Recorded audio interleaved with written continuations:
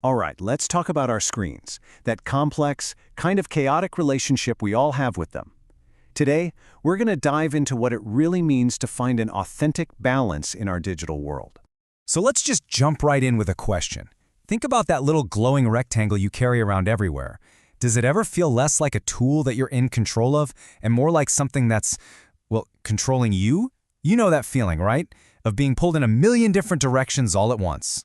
And hey, if you just nodded your head, you are so not alone. I mean, that feeling is practically a feature of modern life, isn't it? So let's think of this as a kind of digital checkup, a chance to see what's really going on between you and your screens. All right, first up, the digital overload. This is where we put a name to that feeling of being, well, completely overwhelmed. It's that sensation of just getting way too much information, way too fast, from all over the place. So here's the more official take on it. Digital overload is basically when the constant flood of digital information just breaks our brain's capacity to process it all effectively. It's this always-on state of connection that, let's be honest, makes it feel almost impossible to truly switch off. And just to give you a sense of the sheer scale of this, get this. There are 4.83 million apps in the Google and Apple stores combined. That's a lot. And every single one of those apps was designed by really smart people with one goal in mind, to grab and hold on to your attention. And check this out. It turns out that a staggering 88% of the time we spend on our mobile phones is spent inside apps. Think about that. We're not just, using our phones anymore. We're practically living inside these little carefully designed digital worlds. So where does all this overload come from? Well, it's not just one thing, is it? It's a mix of everything. It's trying to multitask a dozen things at once. It's that constant ping, ping, ping of notifications, the never-ending stream of messages, and yeah, using multiple screens at the same time. Watching a show on TV while you scroll through your phone. I think we're all a little guilty of that. Okay, let's do a quick personal gut check here. Do you find yourself checking notifications almost like on autopilot? Or how about this? Do you ever finish a long scroll session and just feel completely drained? And be honest, does the idea of actually disconnecting, even for just a couple of hours, feel a little bit impossible? Okay, but digital overload is really only one part of the equation. There's this other, sneakier problem happening in the background, which is what we're calling the digital hoard.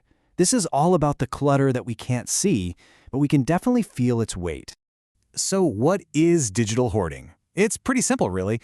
It's the habit of collecting and saving tons of digital stuff. Emails, photos, unused apps, old files, even when we have absolutely no use for them anymore. And the tricky part is, unlike a messy desk, you can't see this clutter, so it's really easy to forget just how much of it is weighing on us. So, where is all this digital junk hiding? Well, just think about it for a second. It's in that inbox with thousands, maybe tens of thousands of unread emails. It's on page 5 of your phone's home screen with apps you literally haven't opened in a year. It's in that totally chaotic downloads folder on your laptop. These are our digital junk drawers, and they are overflowing. All right, another quick self-check, and be honest with yourself on this one. Right now, how many unread emails are sitting in your inbox? Is it 100? 1,000? More? And what about your phone? How many apps do you have that you haven't even tapped on in months? Hey, no judgment here. We've all been there. Okay, so we've kind of diagnosed the problem, right? We've got the overload, we've got the hoarding. But look, the goal here is absolutely not to say technology is evil. The real path forward is all about finding a balance. And it's definitely not as simple as just being on or off. So yeah, let's just be real for a second and acknowledge the weight of all this. Physically, it can be things like eye strain or back pain. Mentally, it's that brain fog from information overload, what some people even call techno-stress.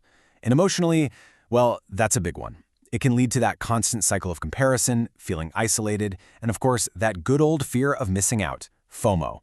But we have to immediately flip that coin, because technology also brings so much good into our lives. I mean, it gives us access to pretty much all of human knowledge, it fuels our creativity, makes us way more productive, and emotionally, it's huge. It helps us connect with people, find our communities, and get support when we need it. And this brings us to a really crucial point. When you hear the phrase digital detox, what do you picture? A lot of us think it means like tossing your phone in a lake for a week. But that's a huge misconception. The reality, the modern approach to a digital detox, is really about shifting from just mindless scrolling to conscious, intentional use of your tech. Which leads us to what this is really all about. what we can call digital human balance. And this has nothing to do with counting your screen time hours. It's not about online versus offline. It's about getting to a place where you can use technology as the amazing tool it is without letting it mess up the natural rhythm of a healthy, happy life. All right, so finding your rhythm, where do you even begin? How do we start to find that balance? The good news is it doesn't start with some massive, radical life change. It all starts with one small, intentional step. You know, I think this quote just says it all, really. The goal isn't to live without technology, but to live beautifully with it. That's what we're aiming for. And so I want to leave you with one final question. And it's not some huge, overwhelming task. It's a small, totally doable action. What is just one single notification that you can turn off on your phone right now, today, to reclaim just a tiny little piece of your focus? Because really, that's where finding your balance begins.